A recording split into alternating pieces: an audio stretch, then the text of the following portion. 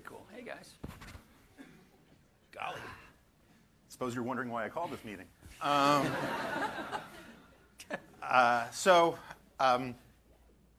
going to do this very quickly because we don't have a lot of time. I don't want to get to the meat of things. Whose water is this, yours or mine? That is yours. Okay, all right. As some of you may know, Steve Hayes of the Weekly Standard has left town for a year to live in Spain, and so I needed another cheesehead to hang out with.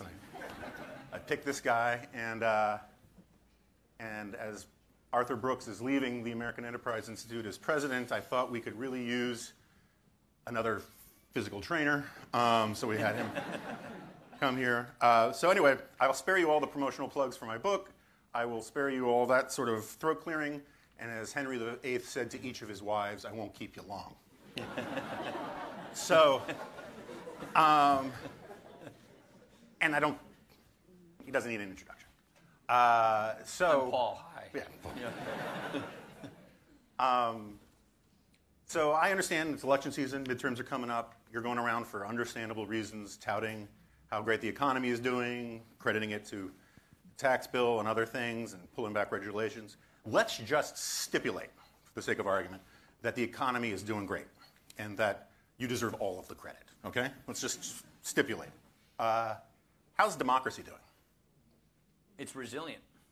It's the best system except for all the other systems, right? That's the Churchill line. I had to confess to him in the room back there that I love his book, I just haven't read it yet. And I think democracy is, in the 21st century era, facing new challenges that it had not had before. You have illiberalism on the rise in parts of the world. You have a rival model in China that is tantalizing to some. And then you have our own challenges with relativism on the rise, 21st century technology, and the ability to monetize division and, as you say, tribalism or identity politics. And those are really big challenges for democracy. It's the best system, but we have to continue to win these debates, and we're in one right now. And I feel good about winning it, but we've got to get on with winning it. So one of my arguments would be that the way you win these debates is by first and foremost teaching people that debate is important. Yeah. But you and I both came up in Washington around the same time as 20-something policy gnomes at think tanks. Yeah. I gotta say, I stayed true to my roots. You strayed a bit. It's a disappointment to a lot of us. But it seems to me that on the right in particular, but also for lots of liberals, in the 1990s, it was agreed that arguments were important to have. Yeah. And we kind of have lost that. Why have we lost this idea that instead of it's simply, anything is worth doing if it results in drinking the tears of the enemy, right? Yeah, and my favorite New Yorker cartoon has two dogs drinking martinis at a bar, and one dog says to the other, it's not good enough that dogs succeed. Cats must also fail, right? And it seems to me that so much of our politics right now is more about cats must also fail than dogs must succeed. How did we get here? That's a really good question. So that's what I wish I had a really good answer for, but I don't. I know a book you can read that gives you part of the answer. But anyway, so that's why I'm excited about reading it. Yeah. So I'm looking for the answer. So maybe you could. That's a great question. And the way I look at this is, you think when we came of age, the Cold War was dying, and then we won, and we had classical liberalism. We all grew up in the age of Reagan. We read Hayek and Mises and Friedman and the Chicago School, and we studied Bastiat and Locke and all this stuff. Nerds like you and I did. Right, But but the conservative movement. Yes. Yeah. The conservative movement was that. And we had little skirmishes between what we called neocons and paleocons, but we all had the same foundation. Mm-hmm. Now we've got this, we have zero-sum game thinking. And what's unfortunate is we've always thought that the zero-sum game, my gain comes at your loss, necessarily so, and it's zero-sum. we always thought that was an economic argument that we sort of had won. Now we're relitigating it on trade and everything else, but it's slipped into the rest of society, and that's the point. I think the rise of relativism, on top of that, in the old days, like the 90s, I thought identity politics was an Alinsky tool that the left used to basically get their base going. Not to get a majority of the country, but just to sort of get their base going. That's what we used to think of it. And so we sort of thought, we won this, that's over with. They do that, we don't, because we believe in aspirational, inclusive politics. Well, here we are now, and both sides use it. We used to talk about Western civilization, which to us meant these classical liberal ideas. Now the blood and soil guys have sort of hijacked the term. Right. So we are back to zero-sum game thinking, identity politics being practiced with 21st century technology at devastating effect that both sides now use. And so we got to go back and relitigate and re-win these fights again, which we took for granted that we won as conservatives. So not only do we have to win it on our side, we have to win it for a majority of the country. So I see relativism and technology as the accelerant that is now thrown in our face that we've got to go back and relitigate these old lessons. Does that make sense? No, it makes sense. I mean, and Ronald Reagan liked to say we're never more than one generation away from tyranny because we're not born That's right. with liberty in our blood. We have to fight for it, right? Or as Hannah Arendt said, every generation Western civilization is invaded by barbarians. We call them children. Yeah. And, which means that we actually have to teach children to be citizens, right? That's right. So that process of teaching children not to be barbarians, which we've had various degrees of success at the Goldberg household, is that starts in the first civilization in which we're born in, which is actually the family, right? And it seems to me, and part of my argument would be that so many of the problems that we have in Washington are downstream of the deeper problems that we have. The breakdown of the family, the breakdown of civil society. And, people keep asking me what my public policy solutions are, and I don't have a lot, but one of them is push things down to the most local level possible. Yeah. I know you're sympathetic with that. How is that project going? Yeah, we Catholics call it subsidiarity. It's a beautiful term that no one understands. It is. This is why one of my big pushes in my current vocation has been civil society and trying to elbow out like we're underneath the basketball, trying to get some space for the rebound, space for civil society between the person and her government. I'm told you wrote about Life of Julia in your book. I wrote about it in the book I wrote in 2013. That is the progressive system, which squeezes out civil society.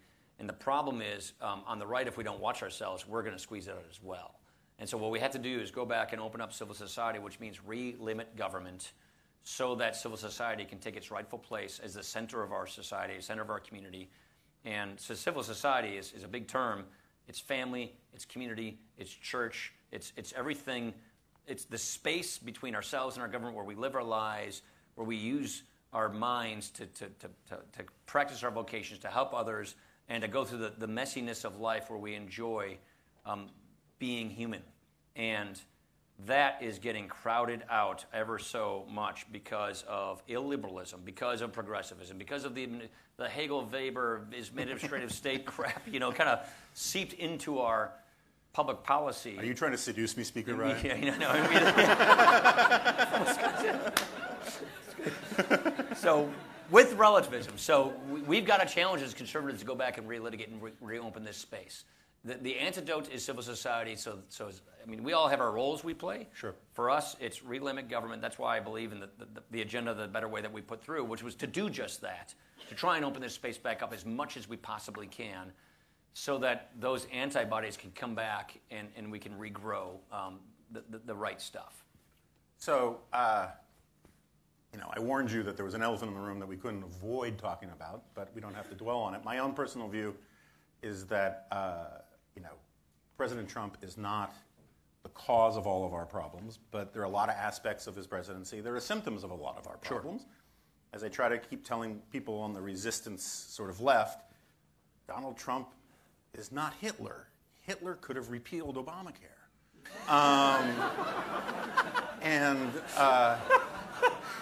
That is really good. Is that in your book? It's funny because it's true. Yeah. You can look it up. And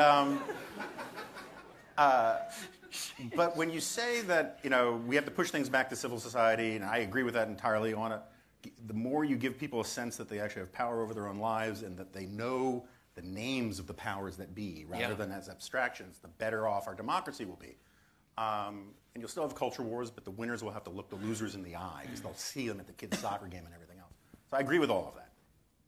But when you have a president of the United States who comes along who says, and I will say in sort of populist, nationalist, right-wing terms, something that was said about Barack Obama as well. I alone can fix it. Yeah. Right? This idea that a single person, as an expression of the people, has the will and the power.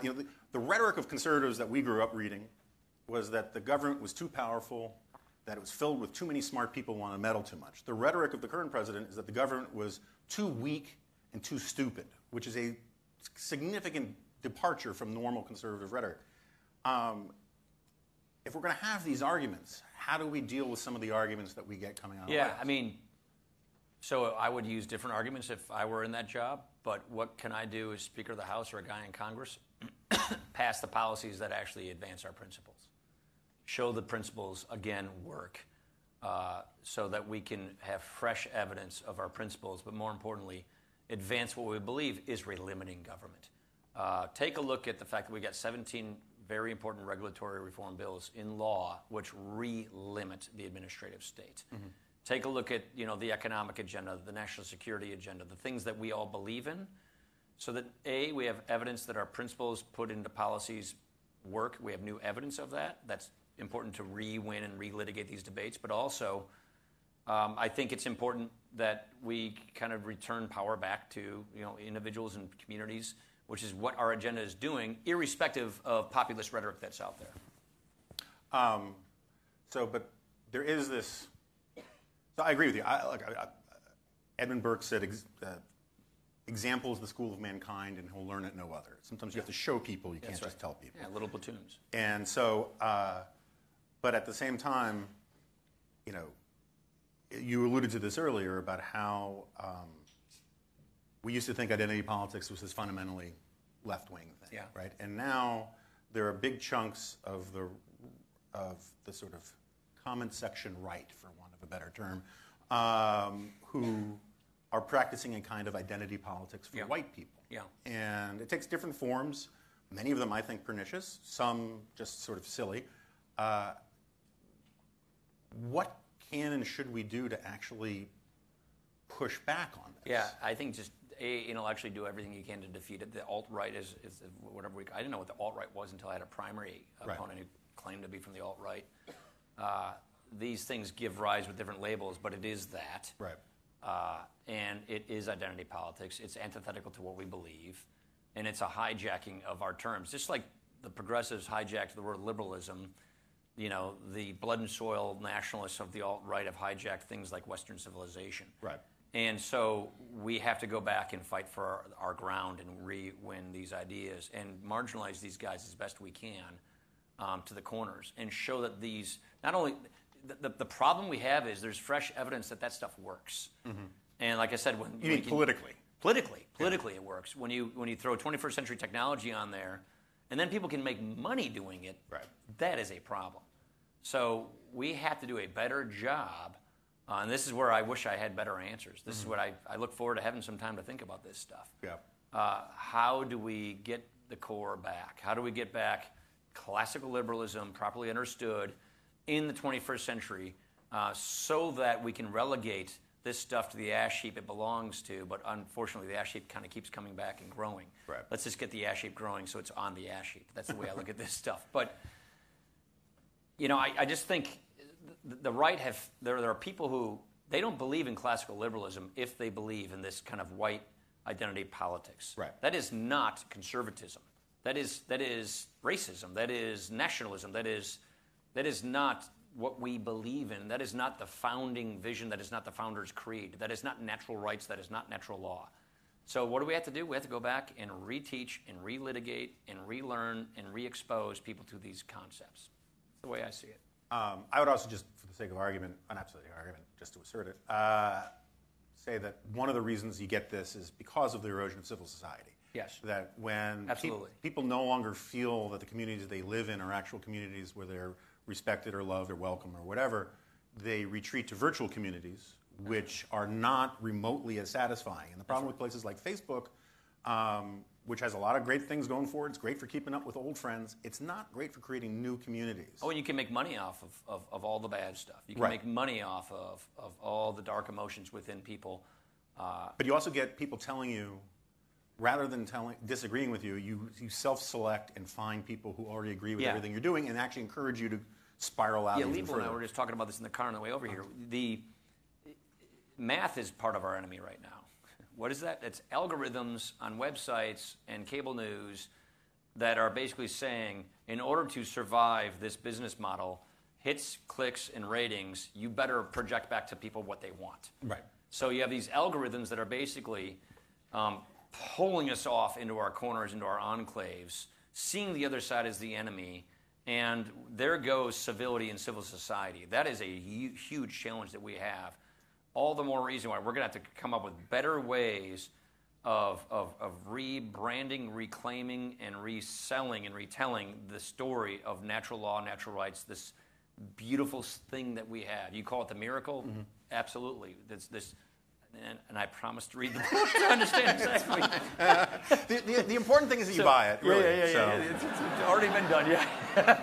So I feel bad. I've been a little busy with session. But we've got to go back and reclaim this ground. And I believe we can, because we have insecure conservatives who are insecure about our beliefs, that they only think certain people who are like them can have the capacity of believing this thing. Right. What I learned from Jack Kemp in my early 20s is you can go and proselytize democratic capitalism, free enterprise, especially in areas where they've never equated it, and you get new converts all the time. Right. That's secure conservatism. Right. That is something that we can't wait to share these ideas, especially with people who haven't been acquainted with them. That is not what insecure conservatives, alt-right, national populist, blood and soil people, that is not what they think. They think only people like me can possibly grasp these concepts or agree with me. And then you've got these industries going through this transformation using algorithms, just pumping stuff back to people what they want to hear. And this is the challenge we have in front of us. Right. So Does that make sense? It does make sense. Someone wrote a book about that, and one of the things I always try to impress upon people is that one of the most radical things the Founding Fathers did in the Constitution never gets taught as being particularly important or interesting, which was getting rid of titles of nobility. Yeah. And which were aristocracy and titles of nobility and royalty and all that kind of thing were standard fare for 10,000 years after the Agricultural Revolution. That's one of the first forms of identity politics. It says that simply by accident of birth, some people are more deserving or more special than other people, right? And what America did was say, no, everyone's going to start out sort of with a clean slate. Yeah. And so I think that stuff is hugely important, but I think what's more important is actually teaching people a sense of gratitude for how good we have, right? Because the opposite of gratitude, which is what we teach people today, Entitlement. is entitlement and resentment, That's right. right? That's right. And which brings me, of course, to millennials. Damn kids. And we now have, I don't have the numbers in front of me, but we now have unprecedented numbers of people who say that socialism is preferable. Yeah. We have this congresswoman who just won in... She's not in Congress yet. But soon to be, that's right. Right, yeah. Look, the New Republic has already told me that she's going to save the world. Oh, yeah. But democratic socialism. Who's running on democratic socialism. Progressivism's too conservative and moderate. This is democratic socialism now. That's the hip and cool thing to say, yeah. Do the members of... Because one of the reasons why this emerges is that the memory of the Cold War is gone, right? Yeah. And we don't teach people to be grateful for the incredible prosperity that we have. And so people say, oh, that looks pretty cool, in part because that's sort of how our brains are actually wired. Do the members of your caucus have the vocabulary to talk about socialism, not in the context of rivers of blood and Stalin, but actually talk about it on the terms that younger people today are thinking about it? Which members of my caucus are you referring to? I'm just kidding. Mostly Louis Gohmert. Yeah, So, I am not going to touch that. I didn't think you would. So, I think, yeah, for the most part, yes. For the most part, yes. But what I worry about is we came of age when that was a fresh lesson and we all were steeped in it. And now we're victims of our success and we got lazy. And it's not being taught anymore. Then you have the progressives pushing constantly and building. The whole life of Julia, I think that's a great example. I forgot about that until I saw a reference about it in your book that I'm really excited about reading in the future. So the progressives are out there pushing the other side, which is emotionally attractive. It's emotionally appealing. And we conservative classical liberals took it all for granted and are not learning these lessons. And then you take a look at our educational system, and it's just not going our way. Mm-hmm. Again, why we need to decentralize, why we need civil society, why we need school choice, why we need all these things to go back and relitigate it. And how our new challenge is the 21st century digital age we're in, which makes it easier for us to revert back to our mean in society and not have this beautiful, exceptional miracle re-championed, which is what we all got to go do. Switching gears a little bit, it seems to me that one of the things that makes Supreme Court fights so ugly, and to borrow a term from social science, so stupid, is is because we've invested in the Supreme Court powers that it shouldn't have, right?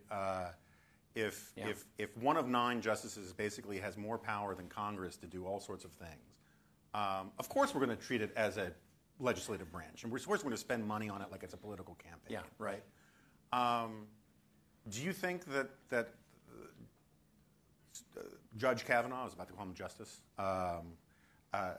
do you think that with that appointment that we're going to see Democrats and Republicans sort of go back to where it's supposed to be and have these fights in the legislative or in the elected politics arena rather than just use the courts? Is this going to look like a campaign, or are you saying? What I'm saying is, are we going to, let's say for the sake of argument that we get Judge Kavanaugh on the bench, and let's say for the sake of argument the Supreme Court actually starts not legislating from the bench, but actually throwing these things back to the elected branch of government. Chevron and things like that. Right. How do you think that's going to change politics? No, so I think, to your previous question, I think our members are getting there far better than where we were before. I think our majority was soft on philosophy in the early 2000s, lost our majority in some ways deservedly so. And I think a lot of us, I started this thing called Young Guns with Kevin and Eric, and that was to go back and find conservatives who could make us a more conservative majority. Different kinds of people arrive at conservatism. They arrive at it through pragmatism as a business person or a dentist or a think tanker. But we all are far more acquainted with these ideas. So the caucus is better now than it was in the old days. Mm-hmm. These judge fights bring that to a rise. Mm-hmm. And for instance, a lot of the agenda we ran on, a lot of it was about Article 1 versus the other articles. A lot of it was about the separation of powers. And we have a long ways to go to get back from where the progressive era took us. Right. But we're at least acknowledging it and going down that path. I hired new legislative directors in the Legislative Counsel's office to make sure we write really tight statutes so we don't give the executive branch a bunch of leeway. I just finished negotiating CFIUS reform to make sure that this and future administrations don't have all this discretion to regulate the economy. So we are more attuned to this than we were before. And these judicial fights clearly put us in that area. And those judicial fights, yes, I mean, he's probably going to pass, 51, 52, 53 votes? Right. My guess is 1 red state Democrat goes, probably 3 follow. Probably how this thing goes. I think he's going to get in. But 20 years ago, he probably would have gotten 65, 70 votes. So yes, we're back to tribalism. Yes, we're back to the progressives are more progressive and conservatives are what we just described. We're going to have this, but what the lesson comes out of this is judicial activism versus strict constructionism. So at least we're back to arguing about the Constitution. Right. 10 years ago, we didn't really have those arguments. Yeah. We do now. If anyone had CFIUS reform and Paul Ryan bingo, congratulations. So one last question, and then we have time for just 2 questions from the audience, and I will rule with an iron fist about who gets picked. So one of my peeves these days, because I'm so cool, is about Article 1 supremacy. I'm more and more of a Congress is the. It's Yeah, me not, too. They're not co-equal branches, Yeah, right? yeah, right. Congress is actually, people say, well, foreign policy is completely the president's. No, well, Yeah. you guys get to. No. You Yeah, know, yeah. declare war, which is not exactly a trivial part of foreign policy, and you pay for this thing called the military. So, but it seems to me that one of the reasons why a politician on the right or the left can come forward and campaign on "I alone can fix it," right? Yeah. Or as I think Barack Obama put it, "People of Earth, stop your bickering. I'm Barack Obama, and I'm here to help." But if we is that because Congress has over the last century, Delegated. outsourced, Absolutely. created basically a fourth branch of government. Major ways, right? yes. So personally, I know you have feelings about trade. We don't have to get too deep in the weeds on that, but the president is not supposed to have this kind of power on trade. You are basically, right? How goes the process or the project of clawing back the power that the founding fathers actually wanted? Well, trade is where we have the most work to do. Yeah. Because about 100 years ago, they passed these laws that give so much discretion. And what president's going to reduce their power when you put a bill like that on their desk? So you have to go with different routes. This is a project that's going to take a long time, but we have been serious about this. First of all, one of the first bills I put on the floor in this session was what we call the REINS Act. Major rules and regulations. That was in my Paul Ryan bingo. That was it. Give me. But anyway, that's right. Major rules and regulations come back to Congress for final vote, approval, or amendment before they go into effect so that we have final say-so on the laws. That, to me, is one of the most important things we could do to rein in the administrative state, unelected bureaucracies writing laws. Very, very important. One of the first things we did, I guarantee you Chuck Schumer will filibuster this to the day he dies. That is obviously, so what frustrates us in the House, 800 bills we've passed, about 550 of them sitting in the Senate. A lot of those first Article 1 bills that we passed are sitting over there because of the filibuster, and that's a frustration for us in the House. So what do? We make sure we write smart appropriation bills. What do? We write a Russia sanctions bill that we bring to the floor that gets huge vote count so that the president has no choice but to sign it. We did that about a year ago. Right. What do? We make sure that the way we draft our laws, we write them very tightly because we know Chevron's gotten out of control and we don't want the administrative state, no matter who is president. And our experience off of the Obama experience is we better write these things really tightly. Right. So we do that. We do basically the REINS Act kind of thing in the way we write statutes now. So we're very cognizant of this. And then we want to make sure that Mitch, who's done a very good job on this, gets really good judges on the bench to try and reverse this trend. So don't think that this is not on the front of our minds. It is. We are legislating this way, but we need to have a bigger vote count in the Senate to actually get these things on the president's desk signed into law. And the president does support these bills. Where we do have an issue is on trade. The president, as all previous presidents in our lifetimes, has had a lot of discretion on trade. I wrote the TPA law. The TPA law was one example recently where we got more legislative power into the trade space. Not nearly as much as we'd like, but we clawed back a lot from the administration on trade. So we're making progress, just not albeit as fast as we'd like. Okay, so first question. I'm supposed to pick people I recognize for fear of terrible things going on, but I'll go with this guy in the front because it's easy. Please wait for the mic, and we actually only have time for one question. Okay. Oh my gosh, the pressure on you is enormous. This better be good. Yeah. All right. And No please, socks, sandals. Just kidding. please make your statement in the form of a question too. Do you gentlemen view the Federal Reserve as a center of power that should be reined in? Yeah, I mean, I'm a big believer in a fixed rule. So, I mean, I can go on and on. I believe you do want to keep the Fed. I do believe in independence in the Fed. I do believe in auditing. I do believe in having clear books. And I do believe we should have a standard, a fixed rule that we govern the Federal Reserve on. And the Humphrey-Hawkins law gives the Fed, first of all, it puts into the Fed's statute the bogus, I won't get into the Phillips curve, it puts into it the wrong. I'm gonna go into Bingo. Okay, Phillips curve. Yeah, sorry. You're just like scratching my itch. So the Fed should have explicit rules, should have an explicit rule, and should govern itself by that, and it should be made clear. That takes away that gets us off of fiat money onto a fixed standard that is a reliable source of value, where we know exactly what our money is, so that we cannot have debasement by the Federal Reserve, which takes away our livelihoods. So, but the last thing I want to do is get politicians involved in meddling with interest rates and the Federal Reserve. So you want to make sure that you keep this thing away from political interference and meddling, and this is not a Vladimir Putin statement, away from political interference and meddling, but have a standard that is objective, that is adhered to, and transparent, so that we're getting away from the fiat money days and we're not debasing our currency in the future. And as the world's reserve currency, this is an exorbitant privilege that we could abuse if we don't watch ourselves.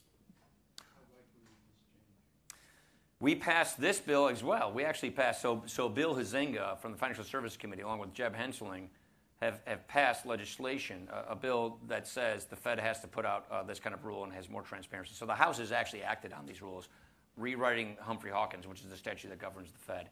I can guarantee you Chuck Filibuster will Schumer this bill. I see a hashtag forming as we speak.